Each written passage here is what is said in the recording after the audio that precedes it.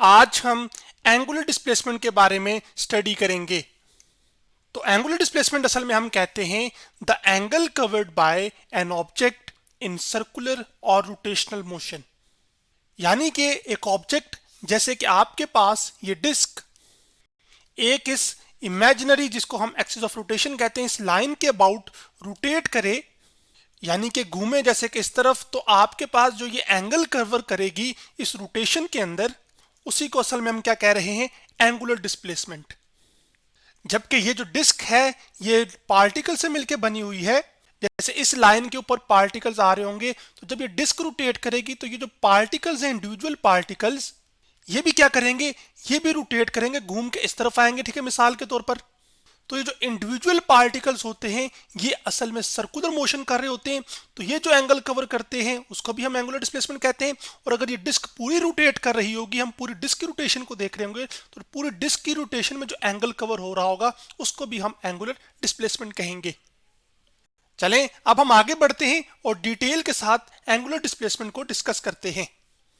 तो मैं क्या करता हूं कि मैं इस डिस्क का एक पार्टिकल जो कि एंड पर मौजूद है उसको पकड़ लेता हूं, यानी कि समझाने के तौर पर उसका इस्तेमाल करके मैं आपको अब एंगुलर डिस्प्लेसमेंट से जो जुड़ी टर्मिनोलॉजीज हैं उनको समझाऊंगा। तो मान लीजिए कि आपके पास हमने डिस्क का ये पार्टिकल ले लिया यहाँ पर, ठीक है, और उसकी जो है ना वो सर्कुलर मोशन कर रहा है, उसमें हम एंगुलर डिस्प्लेसमेंट को जानना चाहते हैं। तो मैंने उसको थोड़ा सा बड़ा करके आपके सामने विजुअलाइज कर दिया कि जो आखिरी पार्टिकल होगा वो इस तरह का क्या कर रहा होगा, एक सर्कुलर पाथ फॉलो कर रहा होगा। तो इसी पार्टिकल को मैं यहाँ पर लेबल कर देता हूँ कि ये हमारे पास वो पार्टिकल है जिसको हम कह लेते हैं कि वो असल में ए पोजीशन पर है। तो अब हम ये मानते हैं कि ये जो वर्टिकल लाइन है, इस वर्टिकल लाइन के अबाउट ये डिस्क क्या कर रही है, रोटेट कर रही है। तो इस वर्टिकल लाइन को असल में जिसके अबाउट ये बॉडी रोटेट करती है, इसको असल में हम कहते हैं एक्सिस ऑफ रोटेशन। अब जैसे लीनियर डिस्प्लेसमेंट होती थी ना कि किसी एक पॉइंट ए से आपने बी पे जाना है, तो आप कोई रेफरेंस पॉइंट डिफाइन करते थे जिसके लिहाज से आप पोजीशन को या डिस्प्लेसमेंट को क्या करते थे, मेजर करते थे। जैसे हम कोऑर्डिनेट सिस्टम के अंदर जो डिस्प्लेसमेंट है एक पार्टिकल की, वो एक रेफरेंस पॉइंट यानी कि जो ओरिजिन है उसके लिहाज से डिस्क्राइब करते थे, पार्टिकल आपसे दूर है या आपसे ऊपर है या नीचे है या फिर किस तरफ है ना। तो मिसाल के तौर पर अगर आपके पास पार्टिकल इधर मौजूद है तो आप कहते थे कि जो रेफरेंस पोजीशन है ओरिजिन, उससे ये एक्स एक्सिस में 3 मीटर के फासले पर मौजूद है। तो इसी तरह जब हम एंगुलर डिस्प्लेसमेंट बताते हैं जो कि एंगल थीटा की टर्म्स में बताई जाती है, सबसे पहले हमें कोई एक रेफरेंस पॉइंट डिफाइन करना पड़ेगा। तो वो जो रेफरेंस पॉइंट है वो एक्चुअली हमारे पास यहाँ पर जो हॉरिजॉन्टल लाइन है ये हमारी रेफरेंस लाइन है, इसके लिहाज से हमने एंगल को मेजर करना है। इसी वजह से इस लाइन को हम क्या कहते हैं, रेफरेंस लाइन। तो हमारा ये जो पार्टिकल है ये एक्चुअली रेफरेंस लाइन पर ही मौजूद है। अब आप क्या करते हैं कि इस पार्ट यानी कि डिस्क जो है वो रोटेट करती है, तो ये वाला जो पार्टिकल होगा वो इस पोजीशन से किसी इस नई पोजीशन पर जाएगा। तो हम मानते हैं कि इस पॉइंट से कहीं इस पॉइंट पर आ गए इधर। अब हम ये मान रहे हैं कि ये जो पॉइंट ए है और ये जो सेंटर पॉइंट है, यानी कि ये वाला इस पॉइंट से लेकर यहां तक का जो फासला है सेंटर से, यानी कि सरफेस तक का जो फासला है पार्टिकल के, उसको हम क्या कह रहे हैं कि वो क्या है, एक्चुअली रेडियस आर है। अब जब पार्टिकल पॉइंट ए से पॉइंट बी तक मूव किया तो आपके पास ये फासला तो अभी भी तब्दील नहीं हुआ। ए से जो सेंटर तक का फासला ये वाला, यानी कि एक्सिस ऑफ रोटेशन वाला जो पॉइंट है, जिस पॉइंट के अबाउट रोटेशन हो रही है, ये फासला भी क्या है, ये आर ही है। अब जब पार्टिकल पॉइंट ए से पॉइंट बी पर गया तो आप ये देख रहे हैं कि इसने बीच में एक एंगल कवर किया जिसको हम क्या कह रहे हैं, थीटा।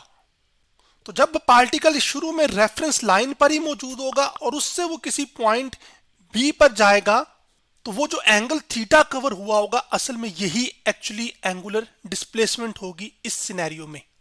चलें वो यहां पर मैं लिख भी देता हूं आपके पास, ये थीटा जो है वो अब क्या है, एंगुलर डिस्प्लेसमेंट है। अब जब पार्टिकल पॉइंट ए से पॉइंट बी तक गया तो आपके पास आप ये देख रहे हैं कि ये एक लेंथ बन रही है, यानी कि एक फासला है जो कि तय किया है पार्टिकल ने। इसको असल में हम कहते हैं आर्क लेंथ, जिसको हम लेबल करते हैं सिंबल एस के साथ। चलें ये चीज भी मैं यहां पर आपकी आसानी के लिए लिख देता हूं कि ये क्या है, आपकी आर्क लेंथ। तो अभी कितनी एंगुलर डिस्प्लेसमेंट कवर हुई होगी, वो जो एंगुलर डिस्प्लेसमेंट है वो असल में बराबर है arc length divided by circle का जो रेडियस है, यानी कि जिस सर्कुलर पाथ में वो क्या कर रहा है, वो मूव कर रहा है। जबकि जो हमारे पास इस सिनेरियो में आर्क लेंथ है वो असल में क्या है, वो एस है। चले नीचे करके लिख लेता हूं यहां पर, तो आपके पास यहां पर इक्वल टू आ जाएगा। एंगुलर डिस्प्लेसमेंट को हम रिप्रेजेंट कर रहे हैं सिंबल थीटा के साथ, तो मैं यहां पे थीटा लिख लेता हूं। आर्क लेंथ जो कवर हो रही है उसको हम एस से रिप्रेजेंट कर रहे हैं, जबकि जो रेडियस है उसको हम किससे कर रहे हैं, आर से। तो इसी तरह अब पार्टिकल अगर ए पॉइंट से किसी इस पॉइंट पर आएगा तो वो अब आर्क लेंथ जो कवर करेगा वो असल में क्या होगी, समझाने के तौर पर, यानी कि जो ये फासला होगा, ये वाला, ये जो फासला कवर हो रहा होगा ये ज्यादा होगा। इसका मतलब है जो एंगल कवर होगा वो भी फिर क्या होगा, वो ज्यादा होगा, जिसका मतलब ये होगा कि एंगुलर डिस्प्लेसमेंट थीटा भी क्या होगी, वो ज्यादा होगी। अब हमारा इंटरेस्ट इस चीज में है कि सबसे पहले ये जो एंगुलर डिस्प्लेसमेंट है इसको हम किस यूनिट में मेजर करते हैं, फिर उससे हम आगे बढ़ेंगे। तो ये जो एंगुलर डिस्प्लेसमेंट है इसका जो यूनिट है जिसमें हम इसको मेजर करते हैं वो है एक्चुअली रेडियन, या फिर आप इसको रेडियन के अलावा आप डिग्री में भी मेजर कर सकते हैं, लेकिन यहां पर हम जो डिस्कशन सारी करेंगे वो हम रेडियन में कर रहे होंगे। हालांकि जो एंगल को मेजर करने के जो यूनिट्स हैं वो असल में रेडियन भी है, डिग्री भी है, और उसके साथ साथ रेवोल्यूशन भी है, जिसको मैं REV लिख रहा हूं खाली। अब डिग्री से तो आप वाकिफ हैं, जैसे कि आपके पास इस लाइन और इस हॉरिजॉन्टल लाइन के बीच में जो एंगल है वो 90 डिग्री है। लेकिन रेडियन हम कौन से एंगल को कहते हैं, वो ये कहते हैं कि जब जो आर्क लेंथ ये पार्टिकल कवर कर रहा है पॉइंट ए से पॉइंट बी तक, यानी कि एस, जब एस बराबर हो जाए सर्कल के रेडियस के जिसमें वो पार्टिकल मूव कर रहा है, तो वो जो एंगल कवर हुआ होगा, यानी कि जो एंगल थीटा बना होगा, वो असल में क्या होगा, वो 1 रेडियन होगा। अब हमारा इंटरेस्ट इस चीज में है कि अब आपके पास अगर ये पार्टिकल, यानी कि समझ लें कि ये जो डिस्क है मुकम्मल, ये एक मुकम्मल चक्कर मुकम्मल करती है, यानी कि ए पार्टिकल घूमे, यहां से घूम घूम के वापस किसी पॉइंट पर आ जाए, किस पॉइंट पर आ जाए, ए पर ही आ जाए, तो इसको हम क्या कहते हैं कि इसने एक कंप्लीट चक्कर किया है, या जिसको हम फिजिक्स के टर्म्स में रेवोल्यूशन कहते हैं। और रेवोल्यूशन क्या होता है, 1 full turn around a circle, यानी कि एक सर्कल जो है ना कंप्लीट जब एक पार्टिकल करता है तो उसको हम क्या कहते हैं, उसने क्या किया है, एक रेवोल्यूशन मुकम्मल किया। अब हम ये जानना चाहते हैं कि इस एक रेवोल्यूशन के अंदर कितने रेडियन एंगल कवर हुआ होगा। तो उस एक कंप्लीट रेवोल्यूशन के अंदर जो टोटल एंगल कवर हुआ होगा वो असल में हम कह रहे हैं कि वो एंगुलर डिस्प्लेसमेंट थीटा है, जो कि बराबर होगी ए पॉइंट से लेकर वापस ए पॉइंट तक आने में जो टोटल ये आर्क लेंथ कवर हुई होगी।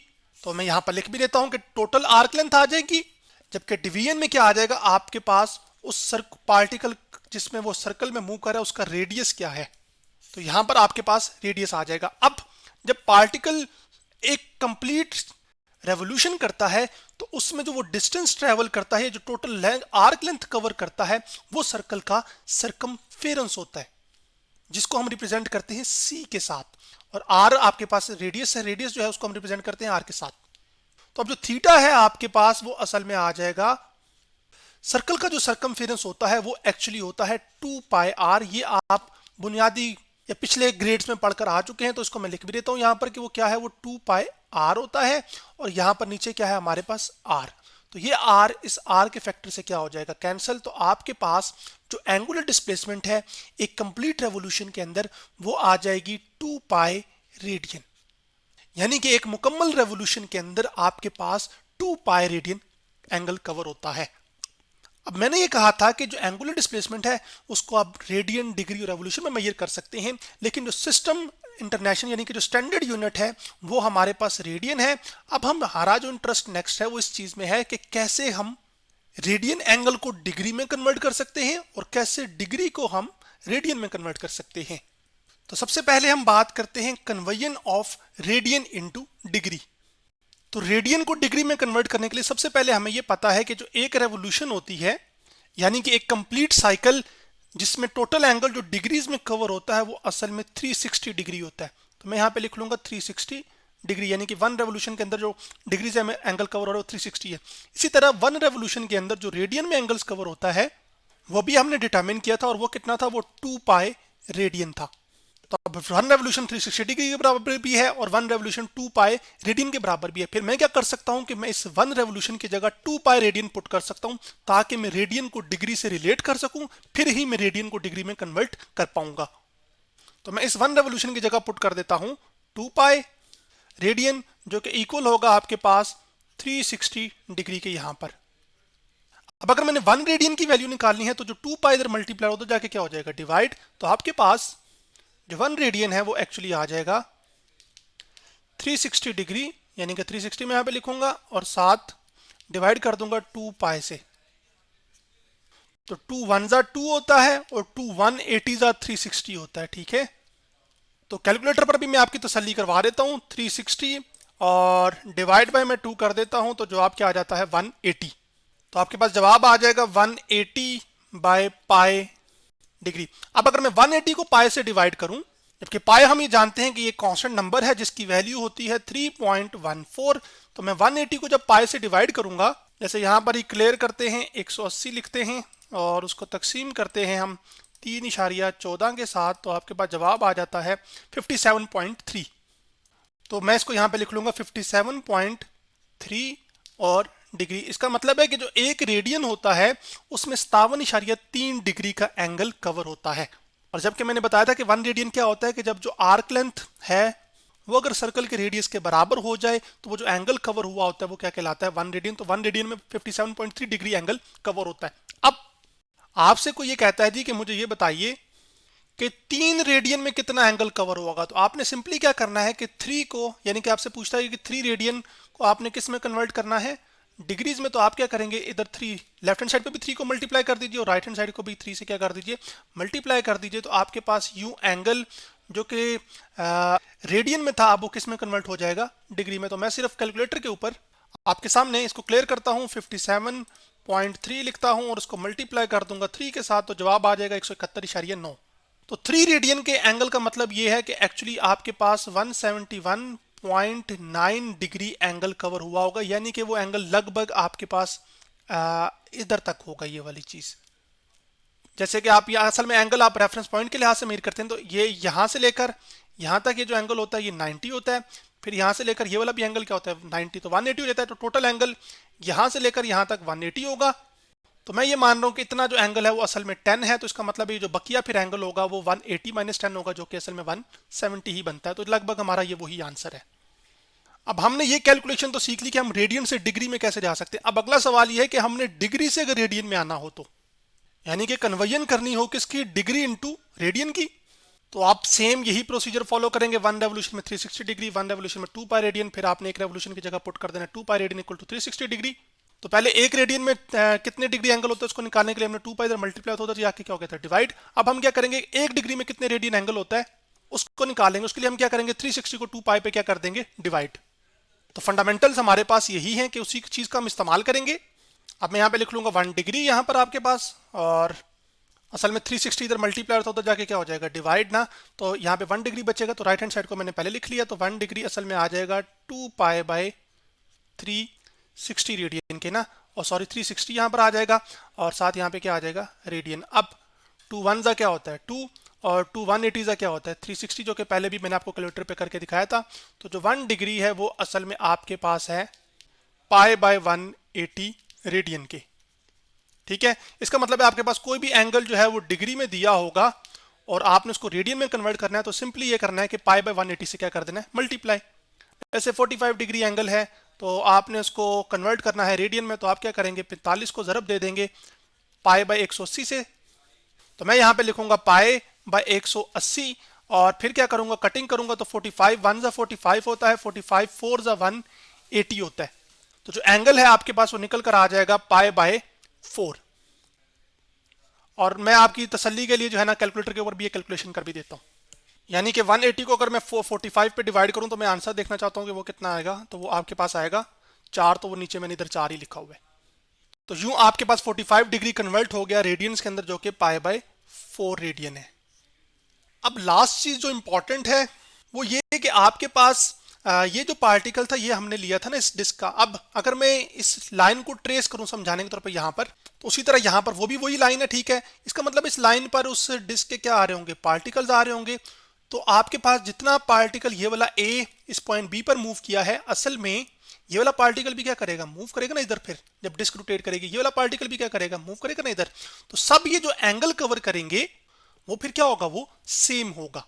बस फर्क ये आएगा कि इस सिनेरियो में, जिसको मैं अभी चलें इस पॉइंट को ले लेता हूँ पी प्राइम ले लेता हूँ और इसको मैं पी ले लेता हूँ, तो इसमें क्या होगा कि आपके पास एक तो रेडियस छोटा हो जाएगा, उसके साथ साथ आर्क लेंथ छोटी हो जाएगी।